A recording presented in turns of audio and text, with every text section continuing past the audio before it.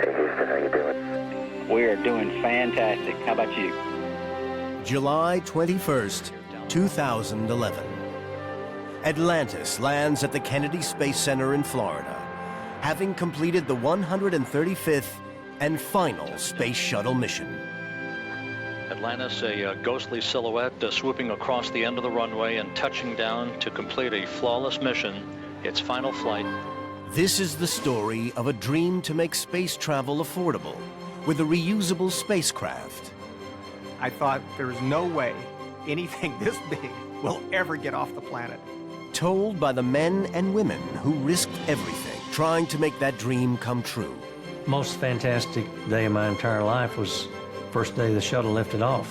We have made it to the start.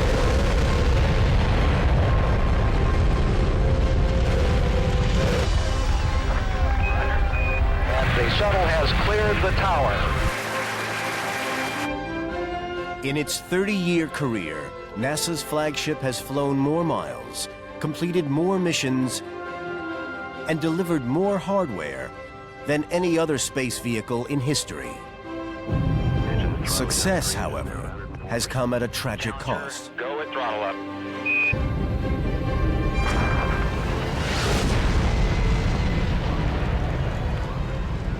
You're accepting the reality that you just saw a crew die. But the shuttle has transformed our world, thrown new light on the origins of the universe, and laid firm foundations for future exploration in deep space. The shuttle really was revolutionary.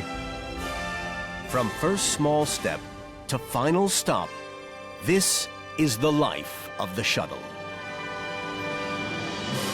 After serving the world for over 30 years, the Space Shuttle has come to a final stop.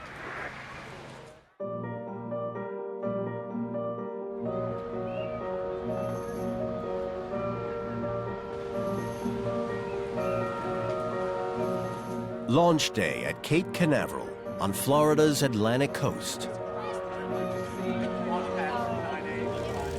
Thousands of space enthusiasts descend on the town of Titusville to witness the space shuttle blast into orbit. The shuttle is the most sophisticated and complex vehicle in the world. Before launch, it weighs 2,200 tons. To defy gravity and get into space, the shuttle and her crew must survive a controlled explosion of extraordinary proportions.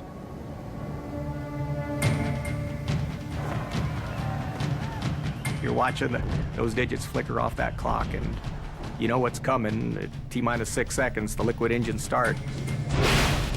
The main engines fire up, fueled by 800 tons of liquid hydrogen and oxygen. And the noise level, you just can't picture how noisy that is.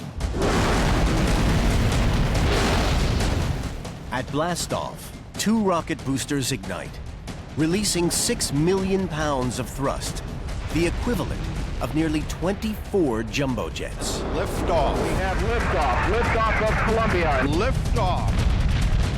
That you get this growling, real high frequency, like that. It just really, really shakes you. And it looks very slow and gentle as it lifts off. No, it slaps you back in your seat and you lift off at just about 2 times the force of gravity. 8 seconds roll and roll program, Houston. Roger. 40 seconds later, the shuttle accelerates through Mach 1, over 700 miles per hour. 2 minutes later, the 2 rocket boosters jettison.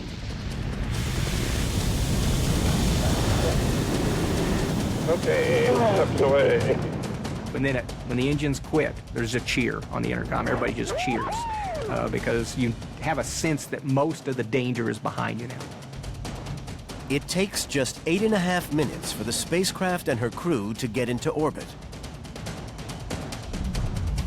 But 40 years ago, when the shuttle program began, all this was still just a tantalizing dream.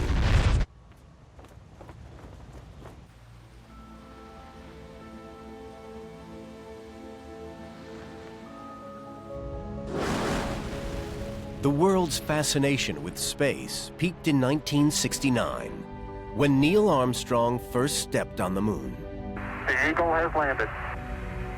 That's one small step for man, one giant leap for mankind. America had jumped into the space race full body to establish leadership in space, to beat the Russians to the moon, to use the space program as a symbol of American leadership, accomplishing great things in full public view.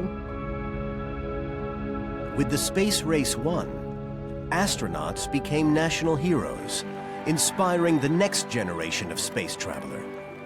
Men like Mike Mullane. I wanted to be an astronaut as soon as I heard the word. I was a child of the space race, and I fell in love with everything associated with space, with rockets, with astronomy. Started building homemade rockets and testing them from the deserts. I say homemade rockets, they were actually pipe bombs with fins. Amazing I didn't blow myself to hell and back with these things. But by the early 70s, the public's excitement for the moon landings was on the wane. Well, the public is fickle in some ways. So the first lunar landing was a huge event. The nation was behind it. It was part of the Cold War. The United States and the Western civilization is technologically superior. The second moon landing was ho-hum. The third moon landing attempt, nobody paid any attention to. Putting a man on the moon cost $25 billion. The next chapter of space exploration would need to be far cheaper. Much of the activities of the 1960s was fueled by this space race with the Soviet Union. But all through this period, NASA officials are saying, we got to find a better way to do this. We got to find something that's more economical, that's more reliable, that's more safe and routine.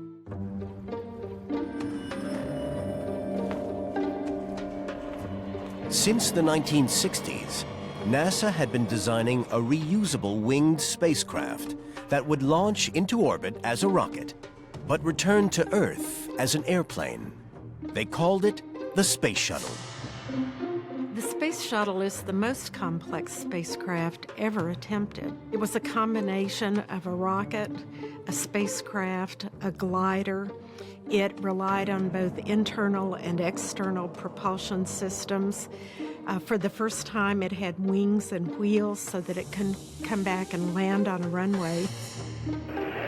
The shuttle would be more efficient and more economical than the Saturn rockets that powered Apollo missions to the moon.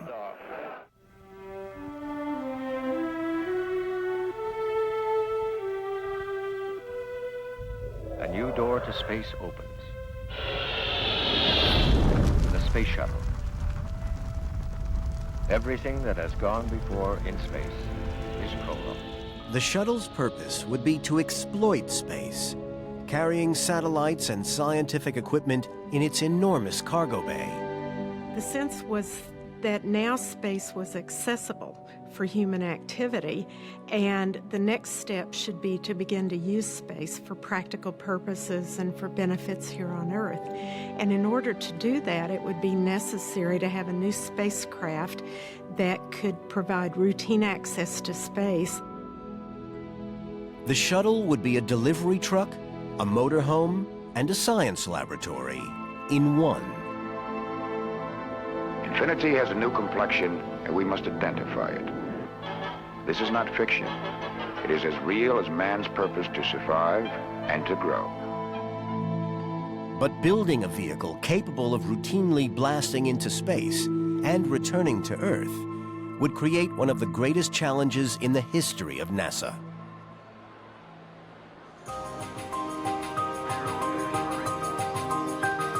As the shuttle era draws to a close, the Smithsonian National Air and Space Museum has devoted itself to preserving the shuttle's history. And one of the most fascinating aspects of this history is the design evolution of a unique spacecraft. But it was that aircraft metaphor, I think, that really guided the early developments of the shuttle. I mean, everybody used to say, well, if you had to build a new airplane every time you wanted to fly from New York to Los Angeles, we'd never have intercontinental flights. And that's true. And the follow-on was that the shuttle was going to make space flight as easy, as cheap, and as safe as commercial air travel. At the Smithsonian, they tell the story of how the shuttle's iconic shape developed. We're in the exhibits division of the National Air and Space Museum, where we're in the final stages of laying out our history of the evolution of the space shuttle. There were many, many options for what a space shuttle could look like. They began by looking at fully reusable designs that had a piloted orbiter on top of or connected to a piloted booster. Another consideration was whether the vehicle should have straight wings or triangular delta wings. Another big consideration was how to control the size of the orbiter itself and minimize weight in the orbiter so that it could carry more payload. So there was a decision to put a big external tank under the orbiter. Through this design process, the shuttle became a reusable winged spacecraft with 2 reusable booster rockets. Only the large central fuel tank would be discarded. What would make the shuttle revolutionary was its reusability. NASA promised a frequent flyer with a price tag of just $10.5 million a mission. There was a sense that it might be possible to fly a shuttle mission every week, to fly from multiple launch sites, to carry more and more payload, fly more and more frequently. And the sense of the economy of spaceflight was based on those very optimistic predictions. With the basic design finalized by the early 70s, construction could begin. This spacecraft would be half rocket, half airliner. And it was built with a very specific job in mind. The moon was no longer NASA's primary goal. The shuttle would spend most of its time in low Earth orbit at altitudes between 200 and 300 miles. But getting the entire orbiter and its crew back to Earth in one piece would become the engineers' single biggest challenge. Probably the biggest technological leap was protecting something that big from the heat of re-entry and be able to reuse that heat shield over and over and over again. When the shuttle returns from space at hypersonic speed, it must plow through the dense air molecules of Earth's atmosphere. The resulting friction will generate temperatures up to 3,000 degrees Fahrenheit, enough to instantly melt the shuttle's metal airframe. Well, the space shuttle is basically constructed like an aircraft. It's made out of aluminum. And it is a wonderful metal to work with for airplanes, but it doesn't do very well at high temperatures. In fact, even at the temperatures you might get in your oven at 400 degrees Fahrenheit, it begins to soften. The problem with the space shuttle, of course, is it's coming back at about 3,000 degrees Fahrenheit on the bottom. What we had been used to doing prior to that time was a capsule with an ablative heat shield on the back that burned away in the process of coming in for a landing and astronauts who were rescued at sea by the Navy. We want to get away from all of that with a space shuttle. So the re-entry process will be one in which the thermal protection system will not burn away. It will not be an ablative heat shield. It will be something that is reusable. Designing a heat shield that could be used repeatedly became the priority for the engineers. The shuttle couldn't go into space until it was solved. In 1977, as the shuttle was still being built, NASA started recruiting pilots to fly their new spaceship. I was working as a Navy test pilot when I saw the initial announcement that said NASA is wanting to take applications for Space Shuttle pilots and mission specialists. And I was fascinated by the Space Shuttle from day one. And I said, I have got to do that. Astronauts had always been military test pilots, but the shuttle required an entirely new type of space traveler to launch and repair satellites and conduct scientific experiments in orbit. NASA recruited civilians with a broad range of experience, including, for the first time, women. They were people that perhaps more Americans could identify with. You know, there's a doctor up there. There's an engineer up there. Not just macho military fighter pilots, test pilots, but people that look like more like ordinary citizens.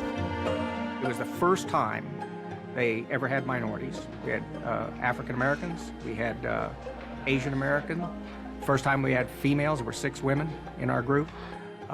So it was the first time there was a cross-section of America selected to be astronauts. Way back in high school, I had the thoughts of science and space, astronauts, etc. But, you know, where I came from, you know, that wasn't the kind of thing a black kid thought about. You know, how do you get to do something like that? What do you do? I was working at MIT, and so when they said they're looking for some new astronauts to fly on the shuttle, and by the way, we don't just need pilots, we want scientists and engineers, something I'd always dreamed of, and now I had a real shot at it.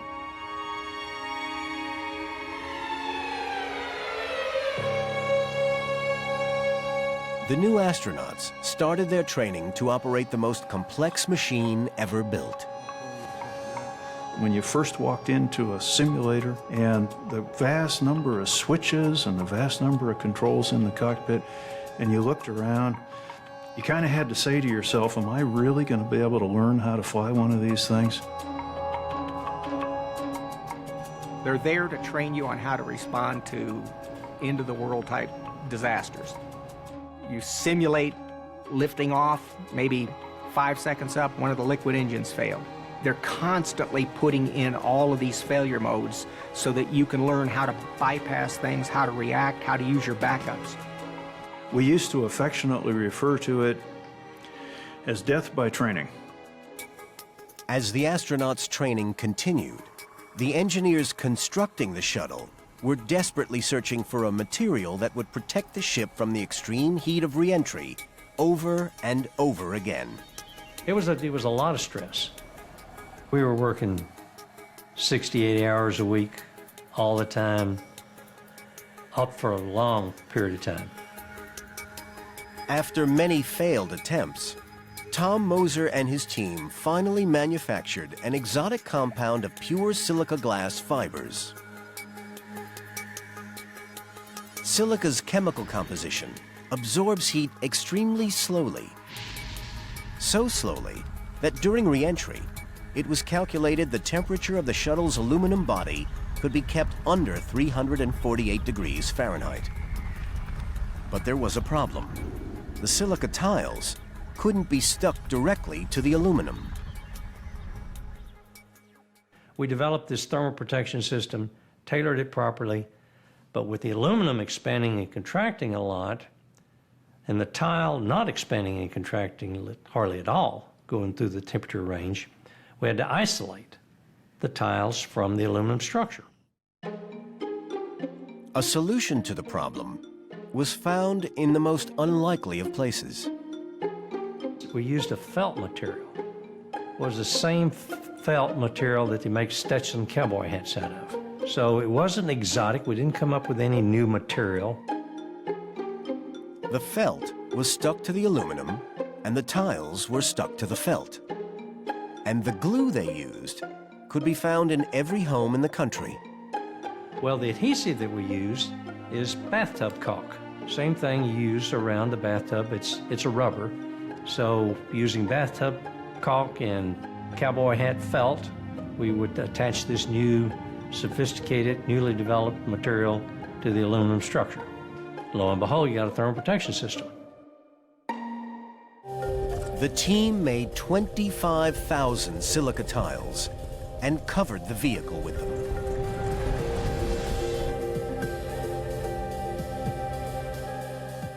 So it was that kind of engineering problem that we came up with a, unique solution to it and fixed the problem and didn't add a lot of weight to the vehicle.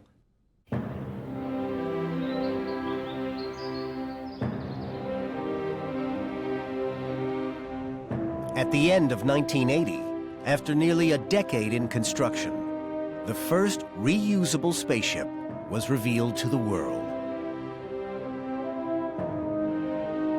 It reached nearly 200 feet in height and weighed over 2,000 tons. When I first saw a space shuttle, I thought there's no way anything this big will ever get off the planet. Everything was gargantuan.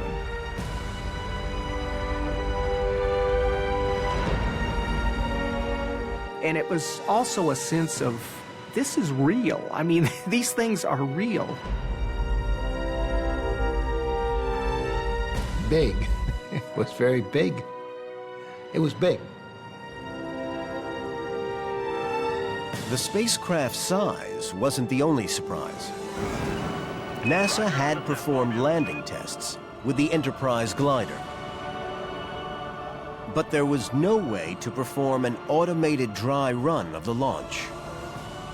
2 crew members would be on board for one of the riskiest test flights in space history. To command the shuttle's maiden flight, NASA picked its most experienced astronaut, a man who'd walked on the moon, 50-year-old John Young. It's hard to describe John because he is what I would say a typical country boy. He's always laid back, doesn't make a big deal about anything. But underneath that low-key exterior is the mind of a really sharp engineer and pilot. To accompany Young, the space agency chose Navy test pilot Bob Crippen. So it was a truly dynamic duel that they had on board the spacecraft for the first time there. I think it was as great a team as ever been assembled in spaceflight.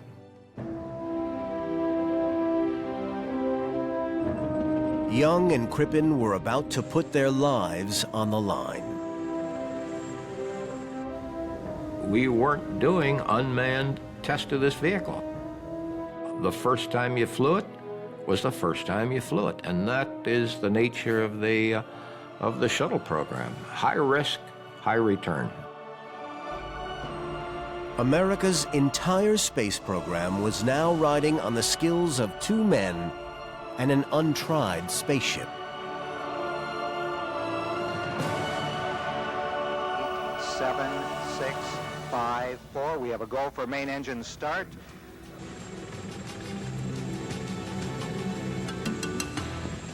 On the morning of April 12th, 1981, 500,000 people gathered at the Kennedy Space Center in Florida to witness the Space Shuttle's first flight into orbit. The world held its breath. During tests for the first Apollo launch in 1967, 3 American astronauts had died. A repeat of this tragedy could destroy the shuttle program. The job that the space team and the space program has done. It was very tense. The very first time we flew the shuttle, the whole shuttle system was the first time the whole shuttle stack flew with people on board. They had tested the main engines on the ground. They had tested the solid boosters on the ground. Everything else was an unknown. After a decade in the making, the space shuttle and her crew were about to face their 0 hour.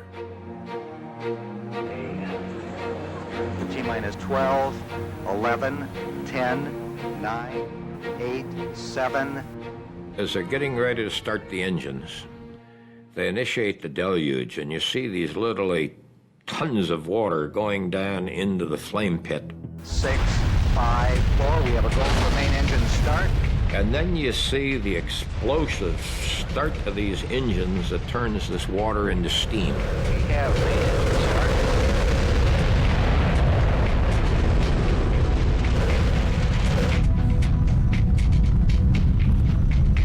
of this cloud of steam comes this rocket ship riding a pillar of fire. America's first space shuttle, and the shuttle has cleared the tower. And then this beast, this creature, just rose very gently. It's saying, let me go. I've been born. I'm ready to fly. It was like, this is working. Your heart's pounding at that period of time, but you're also listening to these reports coming in, and you say, hey, it's going pretty doggone well. Seeing that vehicle lift off was the highlight of my entire career.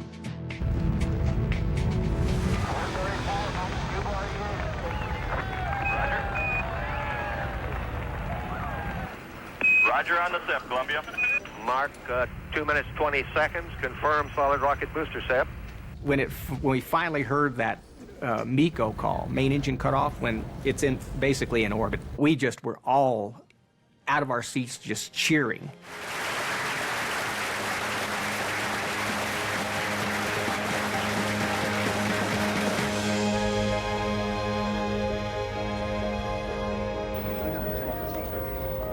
Young and Crippen were now orbiting Earth at a speed of 5 miles every second. It was the dawn of a new era in space travel. Hey, who's that, John? Yes, sir. How you doing? We're just having a lot of fun up here. Hey, listen, I'm glad to talk to both you and Crip. How's he behaving? I'm trying to behave pretty well, Mr. Vice President. Well, listen, it's a far Vice President George Bush's tribute was beamed around the world. I think your trip is just going to ignite the excitement and the forward thinking from this country, so I really just wanted to call up and wish you the very best. Okay, Mr. Vice President. Thank you very much, sir. But the euphoria was short-lived. 90 minutes into the mission, the crew opened the shuttle's cargo bay doors to release heat generated by the electronics. A camera inside the hold suddenly revealed the engineer's worst nightmare. 16 of the spaceship's revolutionary heat protection tiles were missing from its tail section. What appears to be 3 tile and some smaller pieces. Roger, Crip, we can see that good. With the tiles missing, the shuttle's aluminum airframe would be exposed to temperatures of up to 3,000 degrees as it re-entered the Earth's atmosphere. This could be the biggest disaster in space history. If you lose a single tile, you lose the vehicle. Not all 25,000, but there are a lot of, there are thousands which are critical. Lose one on entry and you lose the vehicle. Mission Control immediately alerted engineer Tom Moser. Wait, that's 8.5. That was a 911 call because we thought, oh my God, now we've got a known situation. So I hopped on an airplane, went back to Houston, got with the other engineers. Moser and his team worked around the clock. They analyzed every frame of footage, calculating and recalculating temperatures that the shuttle would encounter where the tiles were missing.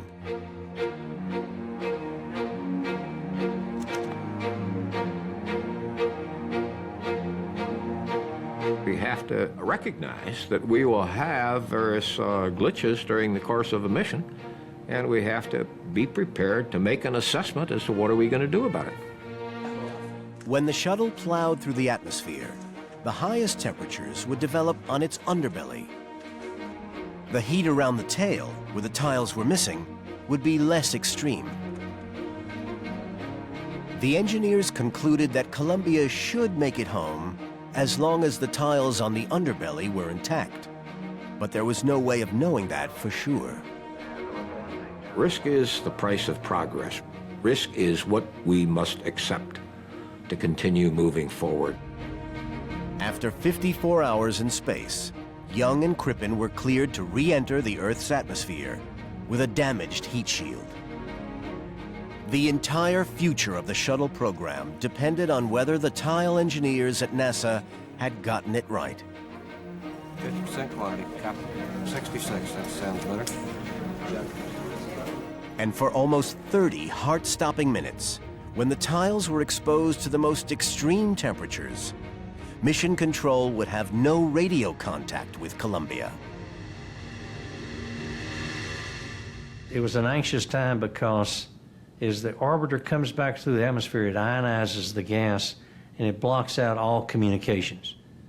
No one would know if the crew were alive or dead.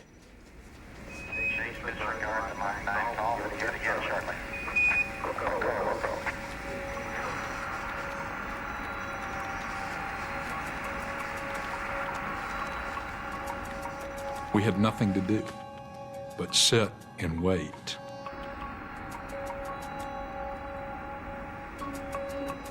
It's almost like you'd been holding your breath for an entire day, and you just suck that air in. And all those memories of problems with the thermal protection system, problems with the entry flight control system, problems that had been given to us in our training simulations, all of those things that could go wrong could be going on.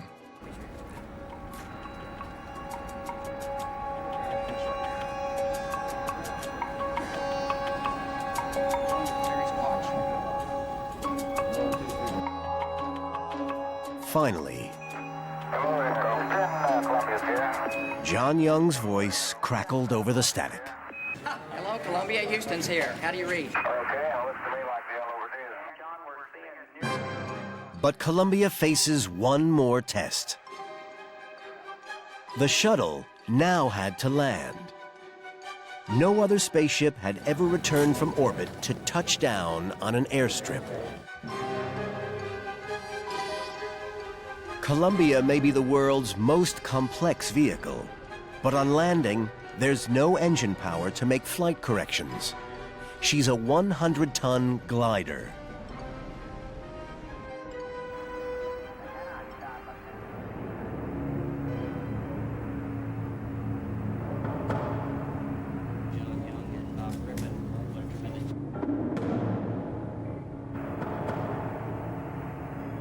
They're coming.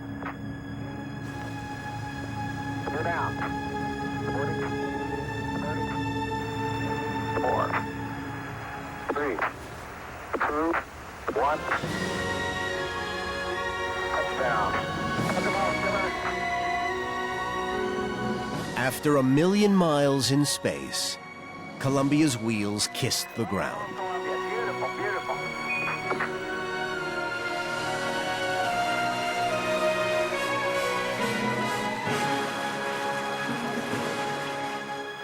You'll have to take it up the hangar, Joe. It worked. It worked. I think it actually shocked a lot of us that the engineers were able to pull that off.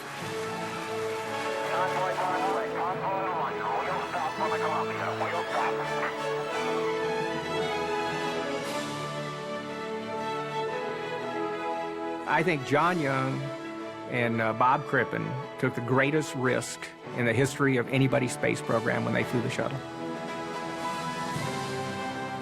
And when he came out of the shuttle after landing, he was just bouncing around in that space chute. You know, seeing this man so happy, not that he survived the entry, but the space system and the entire team performed so well. I was taken back by the emotion that came out, and tears were flowing down my cheeks and all. And I think a lot of people felt that way too. The mission was a success now. It had taken nearly a decade to build the world's first reusable spacecraft. But in April 1981, the age of the shuttle had arrived.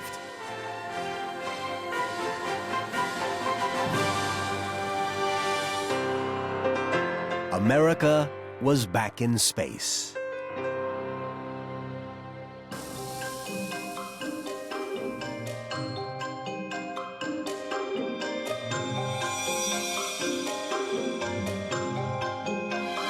By the early 80s, the Space Shuttle was ready to go to work, deploying satellites, military hardware, and scientific equipment.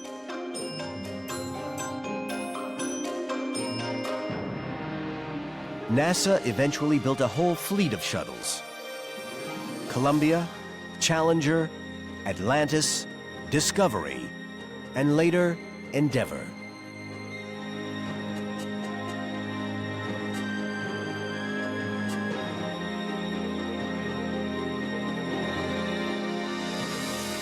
In 1983, British astrophysicist Mike Fole headed to Houston with the dream of swapping his laboratory in Cambridge for one in the Space Shuttle.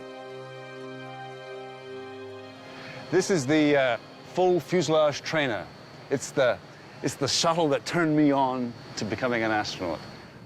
The shuttle is now Mike's second home. He launched 6 times and spent over a year of his life in space. Well, this is the middeck. This is the room in between the flight deck and the floor of the space shuttle where the main nose gear is. This room is where basically the crew lives, sleeps, eats, washes, and also goes to the bathroom. It's a bit like an airliner toilet. It has the obvious place where you sit down. It has handles to hold you down on the toilet. There's a vacuum control. You can break the toilet. If you break the toilet, you are the most unpopular person on the space shuttle for the rest of your flight. And it hasn't happened more than, I think, once.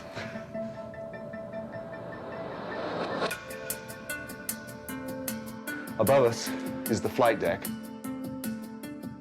A difference between airliners and the space shuttle is that all our switches, specifically, have guards around them. They have metal guards. And they serve 2 purposes. One is to make sure you hit the correct switch before you throw it. But second, it allows you in zero gravity when you're floating around to hold on to something. If it's a touch screen, like in an airliner, and you touch it, you're going to push yourself off away from the screen. So there are subtle differences between the way a cockpit's laid out for a spacecraft and for an airliner. With the shuttle now open for business, NASA began securing contracts from the commercial industry.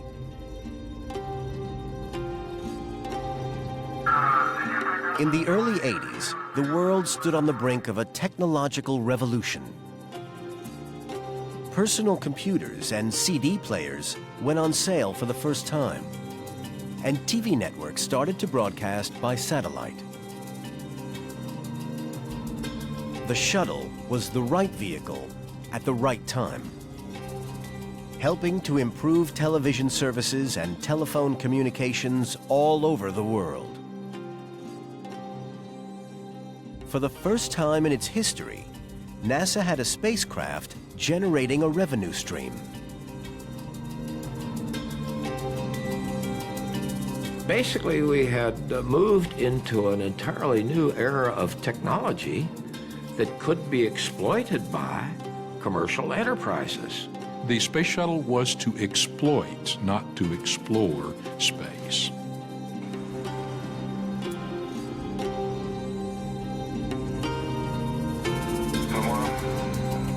And the shuttle could do something that had never been possible before.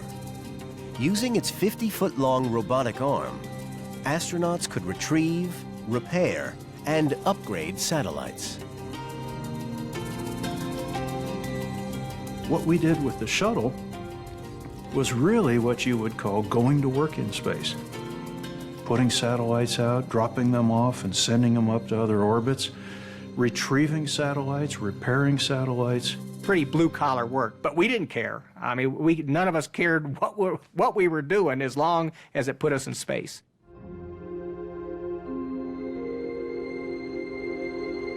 The shuttle's heavy workload meant astronauts were spending more time in space than ever before, and there was an incredible perk to the job. I would stay up late on my shuttle missions so I could have an opportunity to look out the window, and I would tell my crew, you have to do this before we deorbit and land, because if you don't take some time to look out the window, then you're missing One of the most, to me, the most important things on the human side of flying in space is looking down on the planet.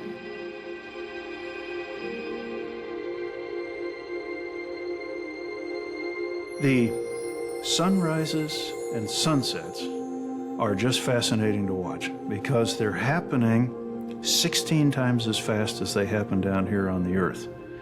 Because you go around the Earth every 90 minutes. So you're going to be 45 minutes in the daylight, 45 minutes in the dark, 45 minutes in the daylight. So the sun goes up and down 16 times a day. I know from my first flight, I spent so much time looking out the window that I only slept maybe 4 hours a night, and after a couple of days, you can't keep going like that. Test pilots try very hard not to be emotional, and yet I would readily admit when I first had the time, the luxury to look back at the Earth, it just sent chills up my spine. My hair stood up on the back of my neck, and I kept thinking, the guys that made the globe in the high school library there, they got it just right. I couldn't figure out how they did it. As missions grew in length and frequency, astronauts also discovered the more everyday aspects of life in orbit. We tend to think of spaceflight as very exotic, but in point of fact, what goes on day to day in space is quite ordinary. You eat, you sleep, you go to the bathroom, you get dressed, you do your work. When it comes to eating, a lot of energy goes into deciding what the crew needs to eat, how many calories they need to maintain their fitness in orbit. And we typically don't have freezers and refrigerators in orbit because they are power hogs. So the good people in the food sciences have come up with all manner of food, some 200 items. Standard favorite is macaroni and cheese, the ultimate comfort food. A crew member would go to the galley and squirt hot water into this and then really just massage it with the fingers and hands to get the water well distributed. This food item is the crew's favorite. This is shrimp cocktail, and crews report that their taste buds are dulled in orbit and foods taste bland. So the spicy cocktail sauce or other hot sauces are among their favorites, anything to give it more flavor. Working on an experiment known as BioPack, which is from... On each mission, the shuttle's new breed of astronauts would conduct unique scientific experiments. So you look in your checklist and it'll say at mission elapsed time, 1 day, 6 hours, 10 minutes, you turn on this experiment. So it's all choreographed to the second. The amount of science that we did on the shuttle was awesome. There's so many different fields that have benefited. Experiments were designed to explore the history of the universe, look down on our planet, and reveal the effects of zero gravity on life, from single-celled organisms to the human body. I wanted to understand what happened to people when they went into space. There's certain things that happen in your body because of gravity that we didn't know before, because we've never been in a place where there wasn't gravity acting on us in some way. The shuttle's extraordinary versatility was making headlines, and the public fell in love with space once again.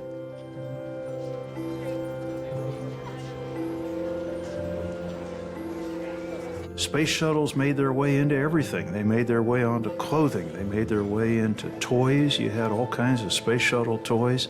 And it literally became the symbol of the American space program.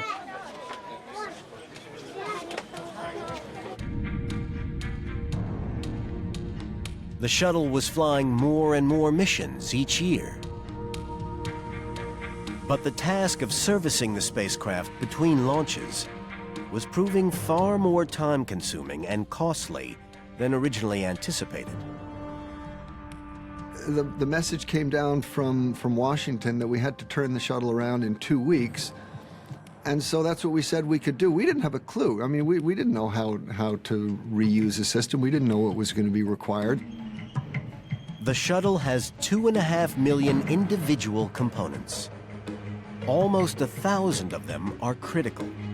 If any one failed, it would result in the total loss of the vehicle.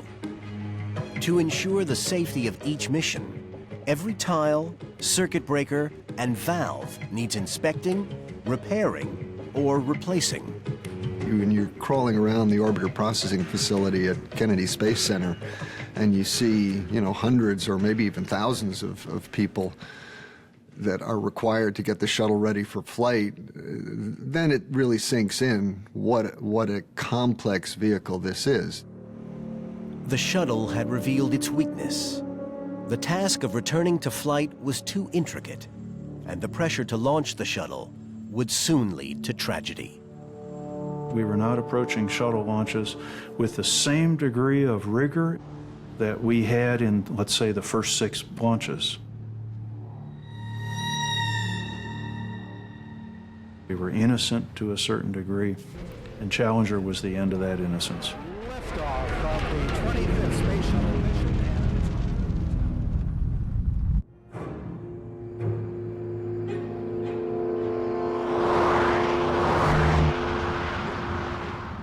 On January 28, 1986, the Space Shuttle was due to launch on its 25th mission into orbit. It was shaping up to be NASA's busiest year yet. The shuttle program at that point was viewed as a great success. It had been building toward a large number of flights, and they were going to continue that increase in operational activity because this was going to be routine. This was all viewed as something that we were going to do on a regular basis. But the night before Challenger's departure, temperatures plummeted well below freezing, and large icicles formed on the launch pad. There was concern for the safety of the heat protection tiles. I got a call that night from the program manager, and he said that there was a situation which was concerning, and they wanted to make sure that everything was okay, or should we scrub the mission? One of the concerns was the ice would hit the tiles and damage them. So we formed a team that night, and we convinced ourselves that we were safe for flight. So I reported back to the program manager that we were go for flight. But this flight was different from any other. Among Challenger's astronauts was a member of the public, 37-year-old school teacher and mother of 2, Christa McAuliffe. She had been chosen from more than 11,000 teachers for a White House initiative designed to encourage children to study the tough subjects of science and engineering. The idea that you could take someone, a non-professional astronaut, a teacher, a newsman, and fly them seemed to us to be a little bit premature. So as it came around to that and we saw the publicity, I think many of us said, this isn't all bad, because if it helps us sustain the Space Shuttle program with support through the Congress and the public, then that's good. Let's just hope it's safe enough. Are you feeling any apprehension at all about going up into space? Well, not right now, but I really don't think the whole thing has hit me.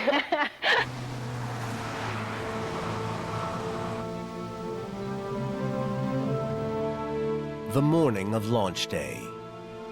This is shuttle launch control at T-minus 2 hours, 28 minutes and counting. Here comes the 51L flight crew, ready to depart the O&C building for the launch pad.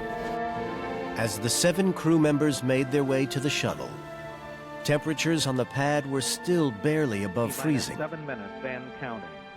School kids in Christa's hometown of Concord, New Hampshire, tuned in to watch the historic occasion. T-minus 15 seconds. At 11:29 a.m., the command, go for launch was given. 7, 6. We have main engine start. 3, 2, 1, and liftoff. Liftoff of the 25th Space Shuttle mission, and it has cleared the tower.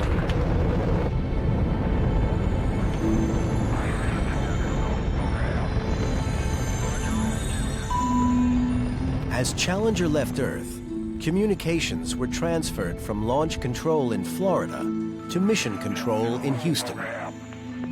Astronaut Dick Covey was in charge of communicating with Challenger that day.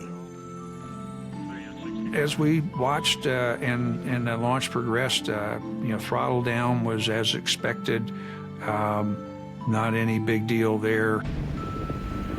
Engines at 65%, 3 engines running normally, 3 good fuel cells. 65, Fido. TDL confirms throttles. Thank you. I made the call, go at throttle up.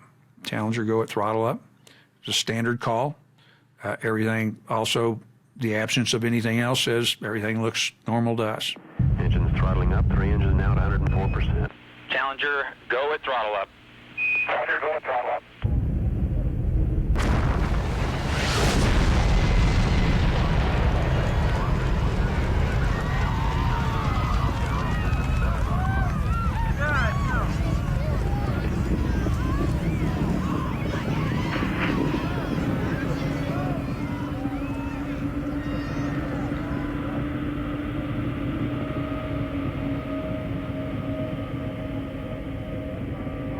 Flight controllers here looking very carefully at the situation. Obviously a major malfunction.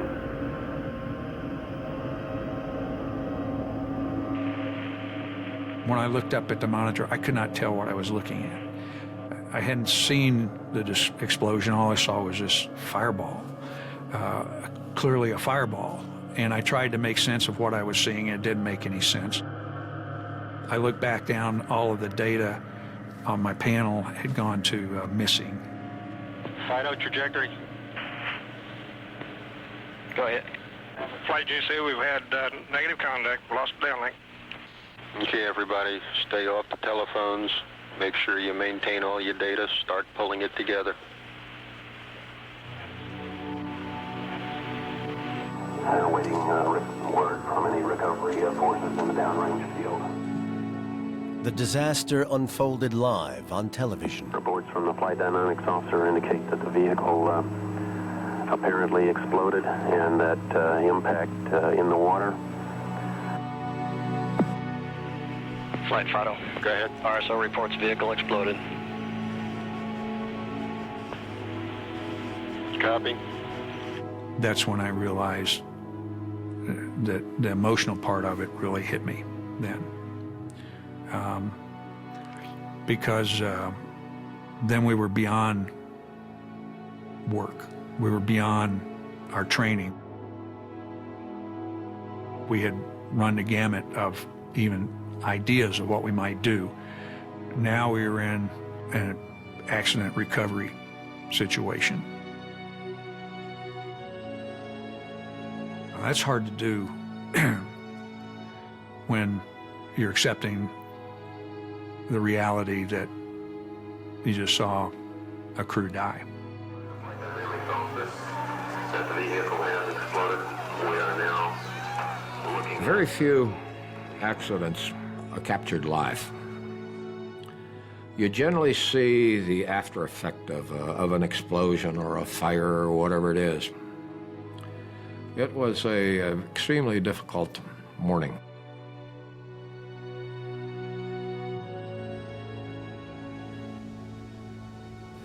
We will never forget them, nor the last time we saw them, this morning, as they prepared for their journey and waved goodbye, and slipped the surly bonds of earth to touch the face of God.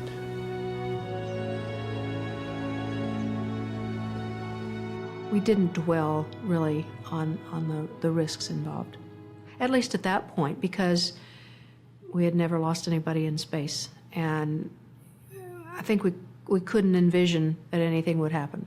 Perhaps we were in denial. We were naive to that degree, we were innocent to a certain degree, and Challenger was the end of that innocence.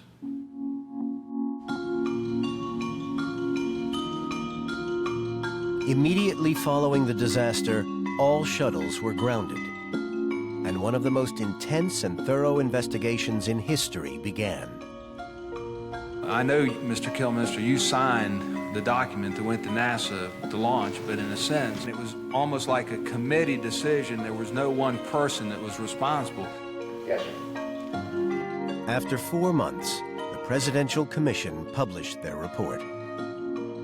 It revealed that the loss of 7 astronauts and the $2 billion spacecraft had been caused by a simple pair of rubber O-rings in the solid rocket boosters.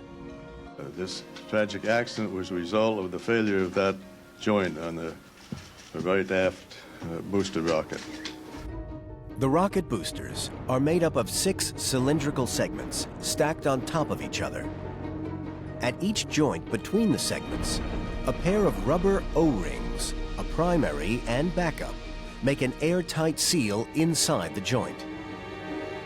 On the day of Challenger's launch, the boosters ignited, firing a flame down the center of each rocket.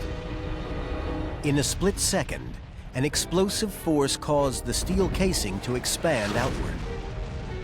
But because of the freezing temperatures that morning, the rubber O-rings had hardened and failed to seal the joints properly. Flames burst through the gap with catastrophic effect. But what was also shocking was the Commission discovered O-rings had failed on previous launches, and NASA had known about it all along. Disaster had only been prevented because the backup ring held. What shocked us was it was a predictable failure, that there was a long history of problems with the O-rings. That was shocking.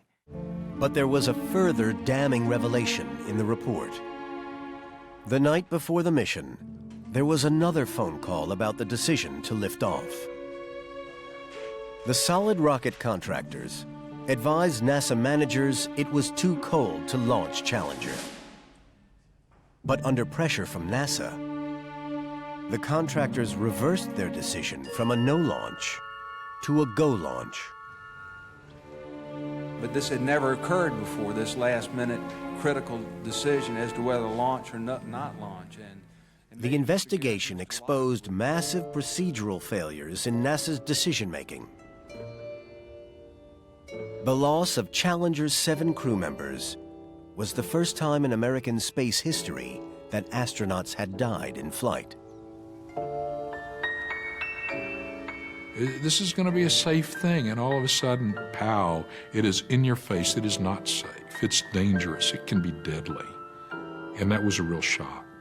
I think it was a shock because everybody expected it to be perfectly safe. Those of us that worked in the industry knew that was not true, but we didn't talk about it a lot. The future of NASA's space program now hung in the balance. Would the shuttle ever fly again?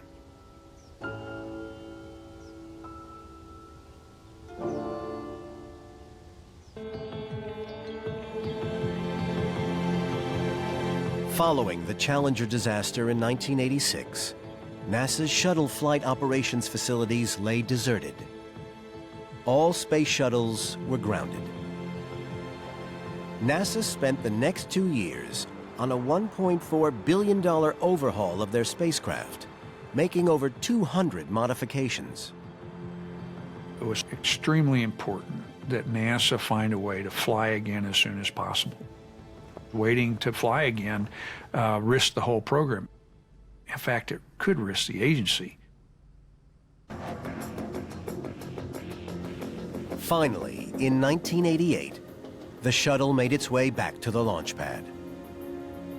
And flying aboard the first mission since Challenger was the last man to speak with Challenger's crew, astronaut Dick Covey.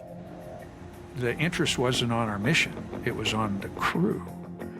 Unlike anything that we had seen, who are these men who are going to go fly on the next space shuttle flight after the previous one blew up and killed all the crew members? The mission was an unqualified success. But as regular shuttle service resumed, the ambition of an affordable fast turnaround spacecraft was proving ever more elusive. Commercial satellites were now increasingly launched on conventional rockets, and the shuttle needed to find a new purpose urgently. The Space Shuttle was built to be a very versatile spacecraft for a variety of tasks and a variety of roles. And its role has changed over time, almost decade by decade. In the 1980s, the Space Shuttle was primarily a delivery truck. And in the 1990s, it was really a science platform.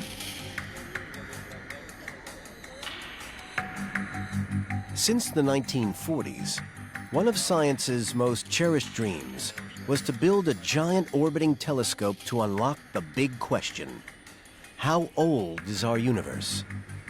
In 1990, that dream would become reality with the Hubble Space Telescope, providing the Space Shuttle with its finest moment. Oh, when you saw it, it was mind-boggling, because I remember the first time I saw it, it was sitting in the vertical. It was gigantic.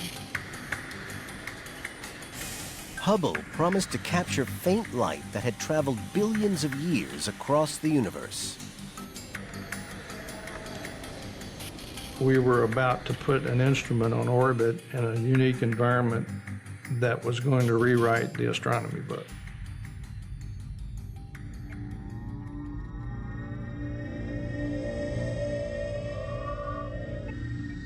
To get Hubble to its optimum altitude of 380 miles, the shuttle would go further than it had ever gone before.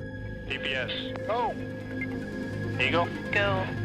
If the spaceship's fuel systems failed this far from Earth, the astronauts would be unable to return home. GC. Go. Network go. The risky thing is you have separate fuel systems for each of the two engines. When you go that high, if you had a major problem with one system, you couldn't get back on the other system.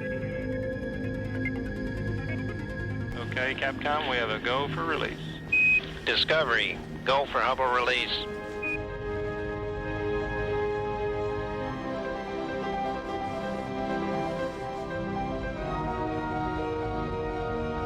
With Hubble deployed, the telescope's two vast mirrors could open a window on the heavens with unprecedented clarity.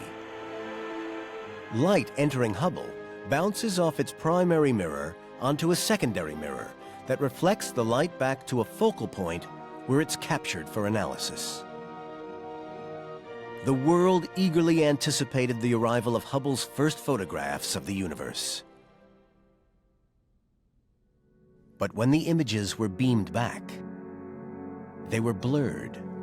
The Hubble Space Telescope had a very successful launch, but within a matter of days of its being turned on and checked out, the scientific community realized that something was terribly wrong with it.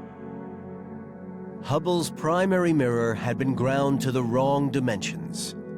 A 50th of the width of a human hair was all it took to make the telescope short-sighted. It was a humiliating disaster for NASA and put the shuttle program at risk again. If we were going to go to the moon or go back to Mars, Mars would be a year's flight.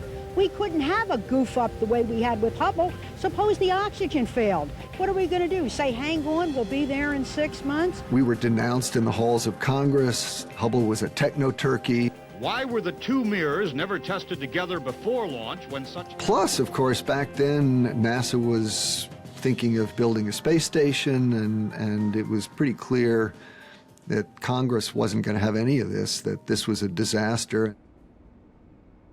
Only the shuttle could get Hubble into space. And now only the shuttle could fix it. Since the flaw was in the primary mirror, which is 96 inches across, and buried deep in the heart of the telescope, it was completely inaccessible and could not be reached, could not be removed. So the ingenious repair mission was to figure out a way to correct the flaw in the mirror. NASA's solution to restore Hubble's eyesight was COSTAR.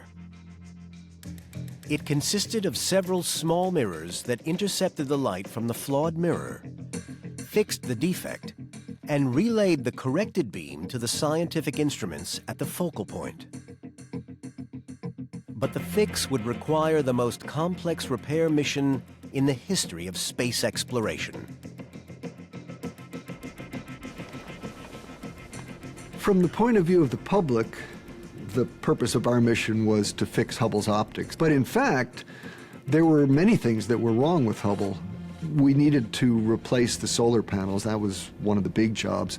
The gyroscopes were failing. And alongside that, there were little things. I mean, we had to replace some circuit breakers. There was electronic control box that had to be fixed, a recorder, you know, a lot of little things that we needed to do.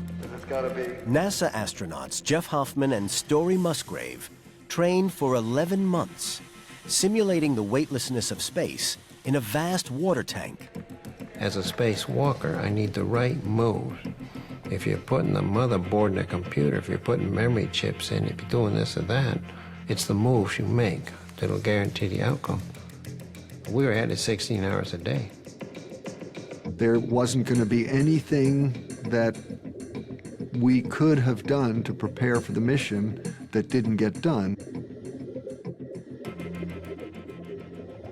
By December 1993, they were ready.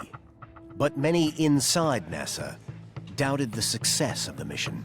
NASA headquarters had no faith that we were going to pull it off.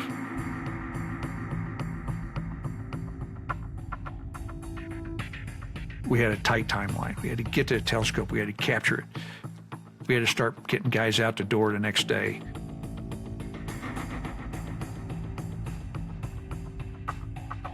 It took 3 days for the shuttle to reach the stricken telescope.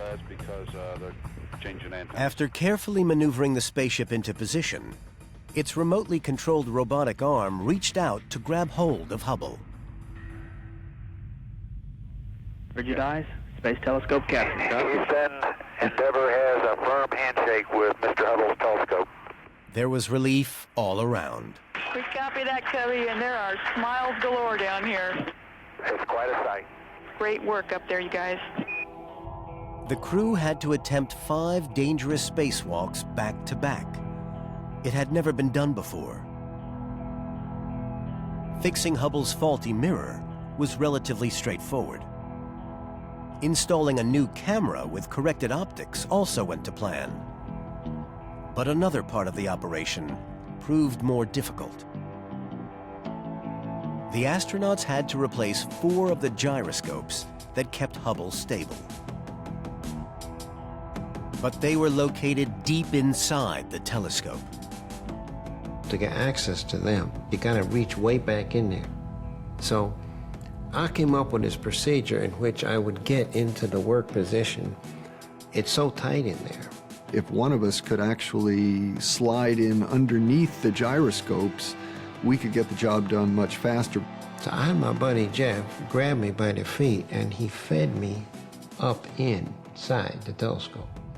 I held on to Story, positioned him properly, and then he sort of locked himself in place, and we went through the replacement one after the other, and they all worked. So we felt really good. All that was left to do was close Hubble's doors and get back into the shuttle. I went to shut the door and close the latch, and it didn't latch properly. And so I opened it again and, closed it, didn't latch. And that's when I thought to myself, oh boy. It's not closing, the doors aren't closing right. Let's try to get the bottom. Let me get the bottom coming in before you close that door. I can't figure out why the doors won't close. Unless the doors were securely fastened, the extreme cold could destroy the telescope's fragile components. Hubble would become a billion-dollar piece of space junk. And we finally came up with the idea of making unusual use of one of our ratchet devices. The movers use them to hold down furniture inside moving vans. After nearly 2 hours carefully manipulating the doors, they finally got them closed. We held the doors together in alignment, and with 2 fingers I moved to come along, and it pulled them together, so we had it. We got the door closed. Good work, guys. After a grueling 10 days in orbit, the crew was able to report mission accomplished to the intense relief of NASA's management. And we have to say that through your superb efforts, you have really shown that NASA can do all that we promised to do and more, and we very much appreciate it.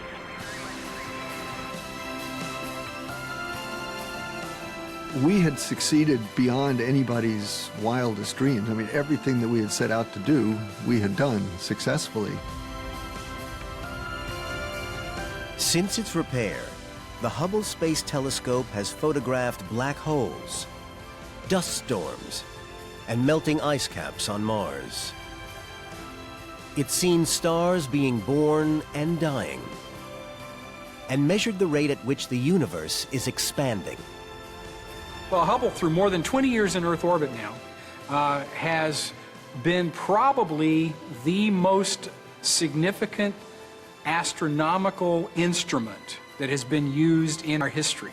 It has opened our eyes to things that we had never dreamt of previously. But more than that is the scientific knowledge we have gained about black holes, about the nature of Big Bang, about the possibilities of dark matter and dark energy. All of these have been aided fundamentally in our efforts to understand the cosmos. The Hubble rescue mission showcased the shuttle's unique abilities to retrieve and repair large structures in space. This versatility had originally been conceived for a much larger and more ambitious project, one that had always been deemed unaffordable until now. In 1993, the U.S. Congress approved the billions of dollars needed to construct a permanently manned space station in orbit. International Space Station is the largest international engineering project ever attempted in the history of mankind, both in terms of scale, money, people involved, anything you want to talk about. It would be a living, working environment in space that could only be constructed using the shuttle.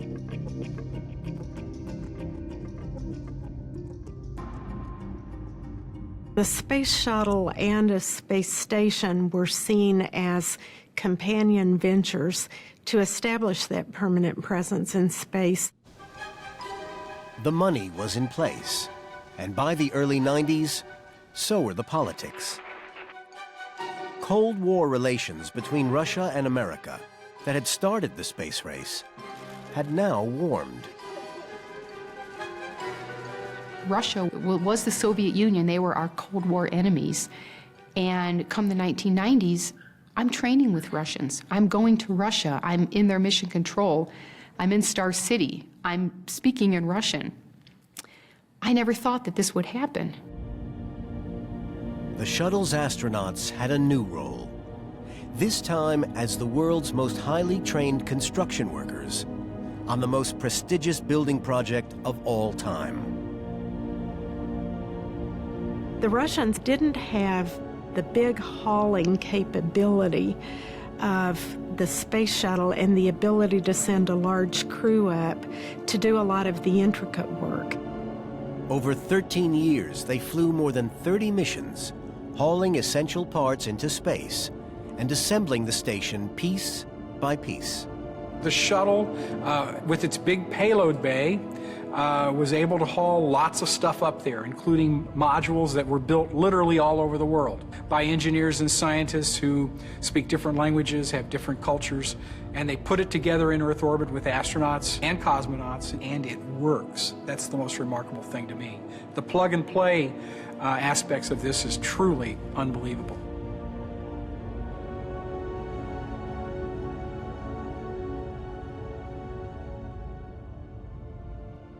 The crew requests permission to come aboard.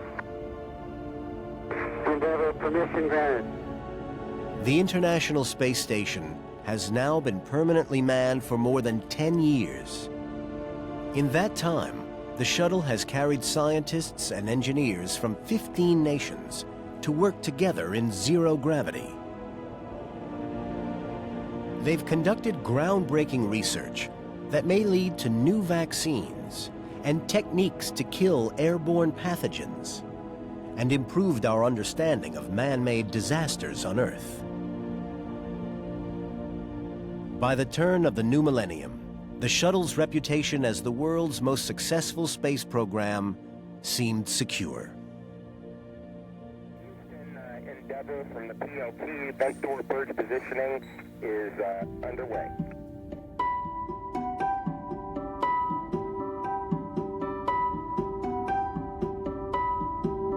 February 1st, 2003. The crew of the shuttle Columbia were on a routine mission.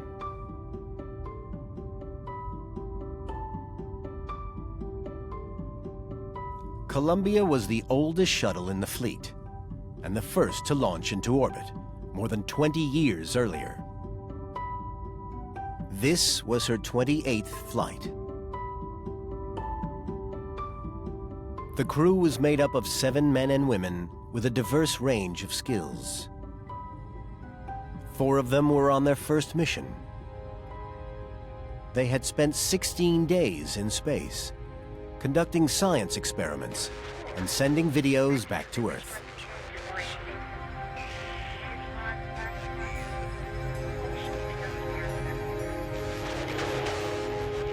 Now they were due to head home. As the crew started their descent toward Earth, film footage inside the cockpit showed everything going to plan. It's really getting fairly bright out there. Yeah, you definitely don't want to be outside now.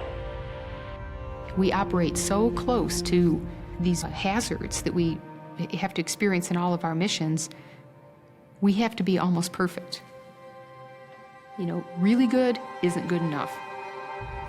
But 10 minutes after Columbia re-entered the atmosphere, Mission Control noticed 4 temperature sensors in the left wing had failed. 4 high return temps. To the left outboard and left inboard L1. Where is that instrumentation located? All 4 of them are located in the aft part of the left wing. Instrument malfunction at this stage was not uncommon. Everything looked good to you? Control and rates and everything is nominal, right? Done so far, flight. We have good trims. I don't see anything out of the ordinary. Okay. All other readings appeared normal. But minutes later, more sensors failed. In flight econ? Econ. I've got 4 temperature sensors on the bond line data that are off scale low. Suddenly, Shuttle Commander Rick Husband's words cut out mid-sentence. Flight max are also off.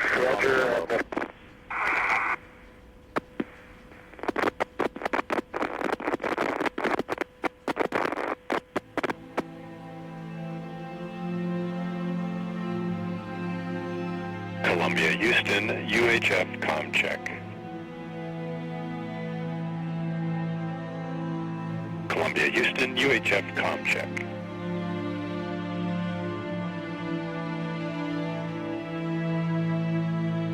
Columbia, Houston, UHF comm check.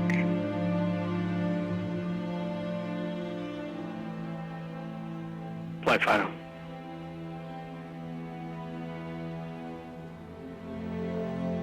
Within minutes, a TV network in Dallas was broadcasting amateur footage that appeared to show the spaceship leaving an unusual cluster of bright lights in its wake.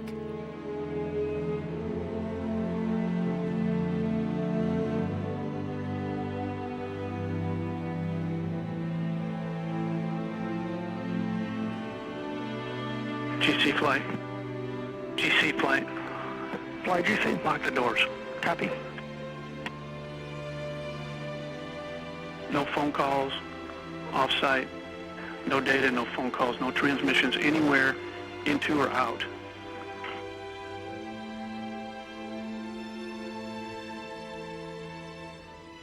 The Columbia's lost. There are no survivors.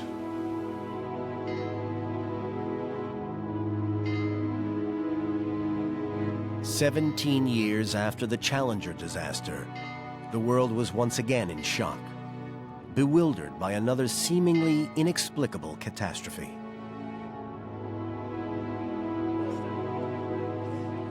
People just spontaneously went to any place that had to do with space to gather together and participate in a kind of public ritual of mourning. And a lot of people left mementos and messages to the crews. And some of the most poignant of the items that were left were little greeting cards made by students expressing sorrow or expressing a sense that the astronauts were heroes. To the 7 brave members of Columbia who gave the ultimate sacrifice in pursuit of knowledge. Once again, NASA had to set emotions aside, working around the clock to discover the root cause.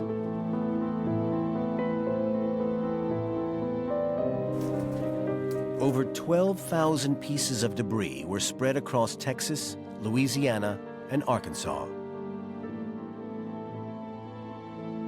At the Kennedy Space Center in Cape Canaveral, the debris was laid out for investigation.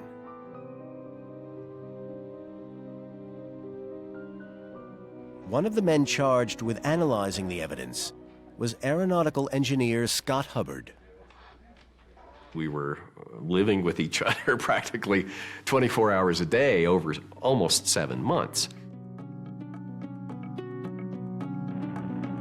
In addition to the wreckage, the team also reviewed video footage of the launch in search of clues. We had some very grainy film that showed a piece of foam falling off and hitting the orbiter. So we turned it over to some of the nation's best film processors, people that worked for national security agencies, worked for the military, and out of all that effort came a cleaned up, best available view of what happened. Hubbard was convinced this was the strongest clue so far. But he immediately met resistance from NASA's management. There seemed to be, from the very top of the agency, a disparaging or a derisive or a dismissive attitude toward investigating this particular line of evidence. Right now, it just does not make sense to us that a piece of debris would be the root cause for the loss of Columbia and its crew. There's got to be another reason. This made me angry to some extent because I thought, we really need to show what happened. The accident investigation team analyzed shuttle wing samples sourced from NASA and the Enterprise glider housed at the Smithsonian's National Air and Space Museum. Determined to find the proof they needed, they decided to stage a series of tests. I was putting my own career reputation on the line and saying, I think this is the right thing to do. The plan? To recreate the exact conditions of a foam strike on the leading edge of Columbia's left wing. 3, 2, 1, 0. The gun made its boom, and there was a little bit of mist in the air, and it cleared. We saw this enormous, maybe foot size hole with jagged edges around it. And I remember an audible gasp.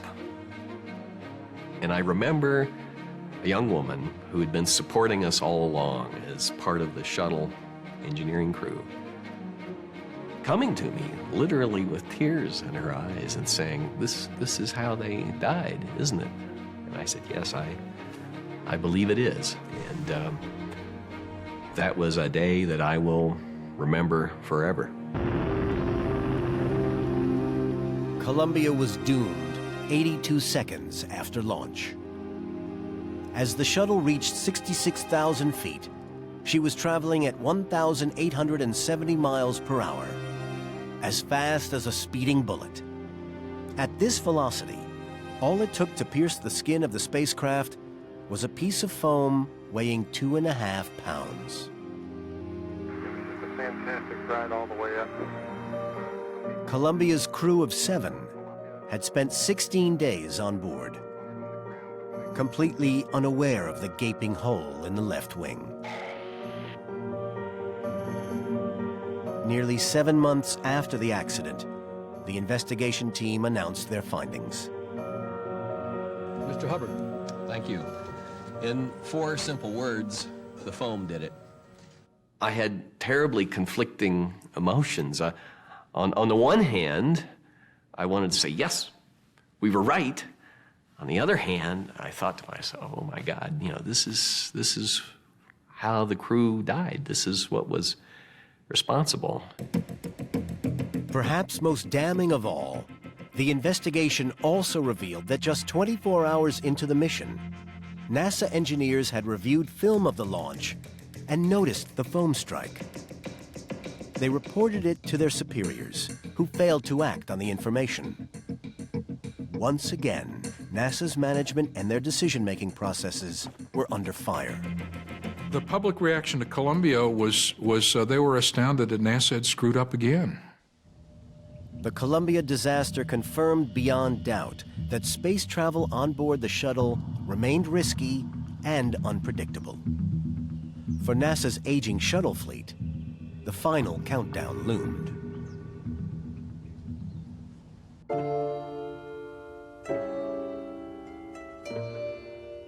In 2004, President Bush announced that once it had served its purpose, building the space station, the shuttle would be retired.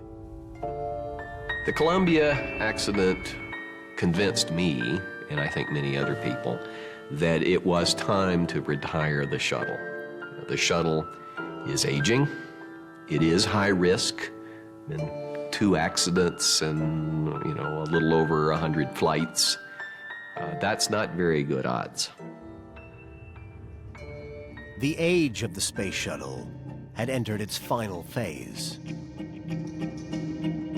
On July 21st, 2011, the shuttle landed at the Kennedy Space Center for the very last time.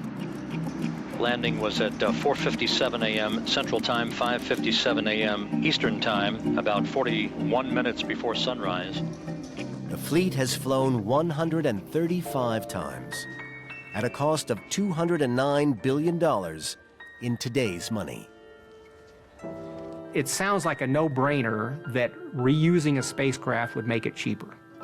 As it turned out, the reusability feature made it more expensive, because after it lands, you have all of these thousands of systems and lines that have to be tested and pressurized and drained and checked.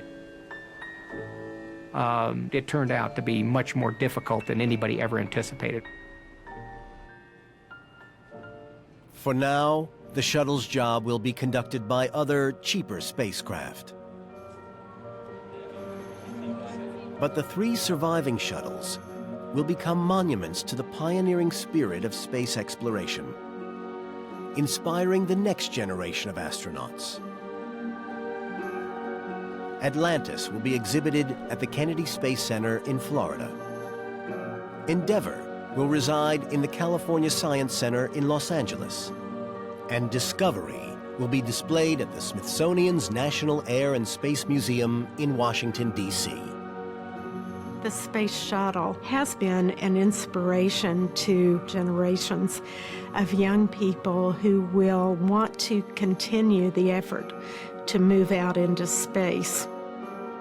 When I go and talk to young kids and I say, how many of you would like to be astronauts? All the hands go up. The shuttle has earned its rightful place in the Air and Space Hall of Fame.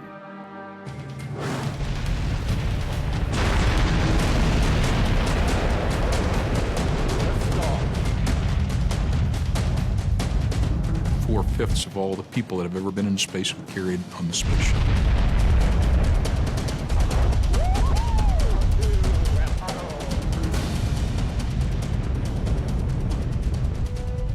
And external tank separation is confirmed. The science conducted on the space shuttle will continue to have remarkable impact on humanity. studied the sun. We carried the Ulysses mission, which went above the poles of the sun for the first time. Carried the Magellan probe that radar mapped Venus, carried the Galileo probe that went to Jupiter, made maps for parts of the world for which there had been no maps. Space Shuttle, post-Challenger, have two great legacies: Hubble Space Telescope, Space Station. I still have to pinch myself every once in a while and say, did this really happen? 355 individual astronauts flew on the Space Shuttle, completing 21,152 Earth orbits, traveling over 542 million miles, enough to reach Jupiter. Today, America's ambitions in space are changing. Future exploration is now focused on deep space. But the shuttle gave the world a glimpse of what the future might hold. Living and working in orbit on the first reusable spacecraft.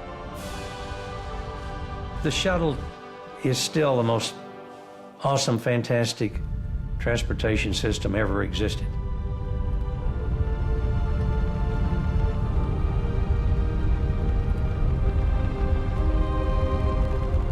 An extraordinary engineering achievement, a high watermark, an eighth wonder of the world, if you will. It was 30 good years of doing a whole bunch of stuff. It really rewrote the book on space.